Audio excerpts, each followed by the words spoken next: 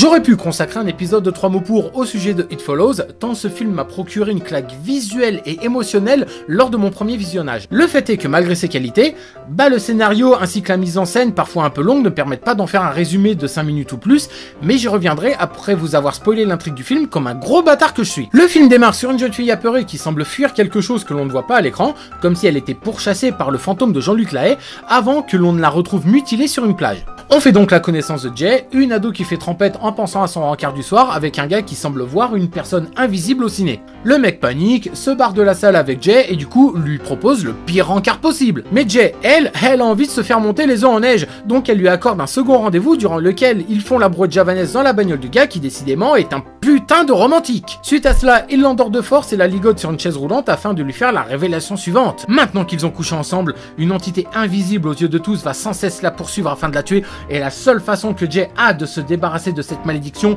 c'est de la refiler à quelqu'un d'autre en couchant avec. Sans quoi, l'entité tuera Jay et reviendra poursuivre Monsieur Romantique, le tuera et pourchassera toutes les personnes ayant eu la malédiction avant lui. D'abord, peu convaincu par cette légende, Jay se ravise quand elle se voit suivie dans les couloirs de son école par une femme n'ayant visiblement pas l'âge d'assister aux cours de chimie ou de PS. C'est lors d'une pyjama party lors de laquelle elle va voir l'entité sous deux formes différentes, d'abord une nana à la dentition rendant malade un dentiste, puis un sosie blond de Karim Abdul-Jabbar, que Jay va prendre conscience de son sort, s'enfuir par la fenêtre et se réfugier sur une plage reculée avec ses amis ainsi que le voisin beau gosse de Jay qui a assisté à la scène. Ambiance vacances champêtre, on est à la cool jusqu'à ce que l'entité s'en prenne à Jay qui lui tire une bastos dans la tronche. Sauf que l'entité elle s'en bat les steaks et elle revient juste après, ce qui signifie qu'on ne s'en débarrasse vraiment qu'en couchant avec quelqu'un d'autre. Bon le voisin beau gosse il a bien envie de se dévouer et du coup il joue au docteur avec l'héroïne sur son lit d'hôpital. 3-4 jours passent sans manifestation de la malédiction jusqu'à un soir où Jay assiste au meurtre de son désormais ex-petit copain. Retour à la case départ, la bande d'ados tente de piéger l'entité en l'électrocutant dans une piscine, ce qui s'avère être un bon gros fail. Et finalement, le crush de Jay lui défonce le crâne à coups de gros gun, comme si ça allait changer quelque chose vu l'efficacité que ça a eu auparavant. Notre héroïne couche alors avec le mec qui a un gros crush pour elle depuis des années pour lui refiler le bordel.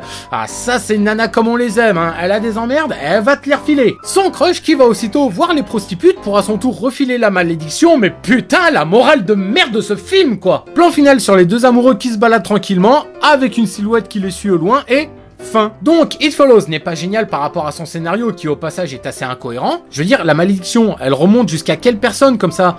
Parce que dans ce cas-là, tu ne t'en débarrasses jamais vraiment et elle peut toujours revenir dans ta vie à un moment. Et en cas de partouze, ça se passe comment d'ailleurs? Comment Jay peut-elle voir l'entité pénétrer chez son mec si elle n'a plus la malédiction et que du coup elle n'est plus censée voir cette dernière? Non, It Follows est génial par son esthétisme, par sa mise en scène, par sa bande-son. Un film d'horreur qui réussit à instaurer un tel climat de crainte, de peur, sans user d'effets gore et de jumpscare à outrance, ainsi que par son sous-entendu mettant en garde contre certains aspects néfastes de la sexualité. On peut également, en poussant un peu, y voir une sorte de métaphore de la honte par rapport à l'acte sexuel qui ne nous lâche jamais réellement, bien que je ne sois pas réellement en accord avec cette vision du film, car quoi qu'on en dise, le sexe est une bonne chose tant qu'il est pratiqué dans le respect. Sans parler de renouveau du film d'horreur, It Follows a une identité singulière qui le démarque des films de genre et mérite d'être visionné au moins une fois par les amateurs de films à sensation. Esthétiquement impeccable sans pour autant être dénué de défauts, bénéficiant d'un scénario simple mais efficace, regarder It Follows vous procurera un sentiment que vous aurez ressenti très peu de fois en visionnant un film d'horreur.